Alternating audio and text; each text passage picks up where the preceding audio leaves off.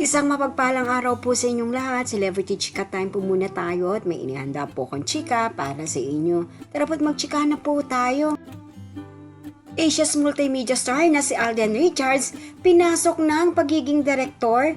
Yes mga celebrity chika time, yan po ang ichichika ko sa inyo. Nalubos rin pong usap-usapan sa social media ng mga netizens, lalong-lalo na nga po ng mga followers at supporters ni Alden. Abay, lahat na nga lamang po ay gustong makamit ni Alden. Bukod sa magaling na aktor, producer, ngayon naman nga po ay direktor. Bago po tayo dumako riyan ay nais ko po munang batiin mga team bahay, team abroad at mga seniors natin dyan. Shoutout po sa inyong lahat at happy Monday po.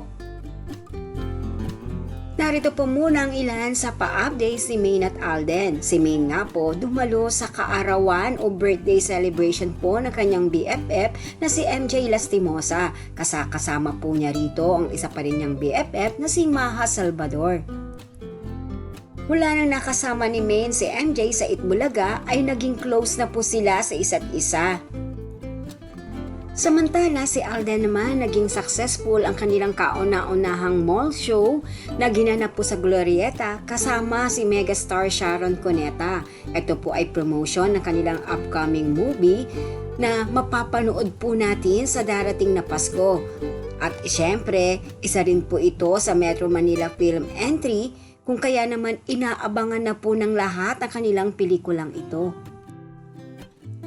Dumako na po tayo sa pinakasentro ng ating talakayan. Itong ating Asia's multimedia star na si Alden Richards ay pinasok na rin po ang pagiging direktor. Yes po, sumabak na po si Alden sa pagdidirect ng isang pelikula o teleserye.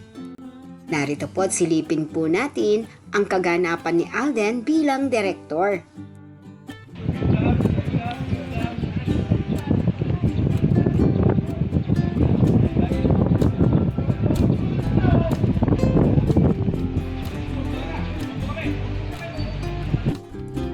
So ayan po, tunay naman nga pong sasabak po si Alden bilang direktor. Yan po ay matagal nang nais o minimithi ni Alden na bilang aktor ay maging direktor din po.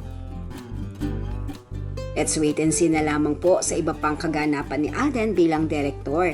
Yan po ang aking chika updates for today. Salamat po sa inyong panunood. Huwag po kalimutang mag-subscribe. Pwede po mag-comment sa ibaba. Basta't wag lamang po harsh o nakakasakit sa isa't isa. Salamat po muli. Spread love, not hate.